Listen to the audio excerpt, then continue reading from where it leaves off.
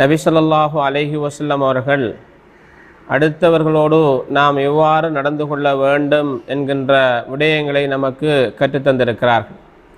அந்த வகையில் அடுத்தவர்களோடு நாம் பேசுகிற பேச்சுக்கள் அவருடைய மனதை துன்புறுத்தாமல் நோவினை செய்யாமல் நடந்து கொள்ள வேண்டும் என்பதனை நமக்கு அழகான முறையில் வழிகாட்டியிருக்கிறார்கள்.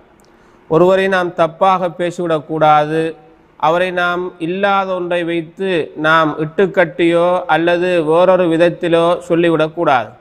நாம் ஒருவரை பற்றி பேசுகிற போது அந்த தன்மை அந்த பண்பு அவரிடத்தில் இல்லை என்றால் அதன் சொந்தக்காரர்களாக பேசியவர் ஆகிவிடுவார்.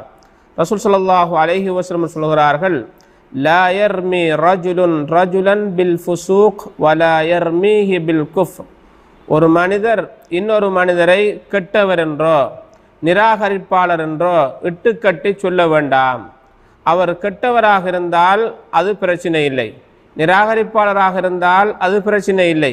அவர் கெட்டவராகவும் இல்லை, நிராகரிப்பாளராகவும் இல்லை, அவரை நாம் உருப்பட மாட்டார், அவர் அப்படியா போய்விடுவார், இப்படி ஆகிவிடுவார் என்று சொல்கிற போது அந்த நிலையில் அவர் இல்லை என்றால் இல்லர்தத் அலைஹி இல்லம் யகுன் சாஹிபுஹு கதாலிக்.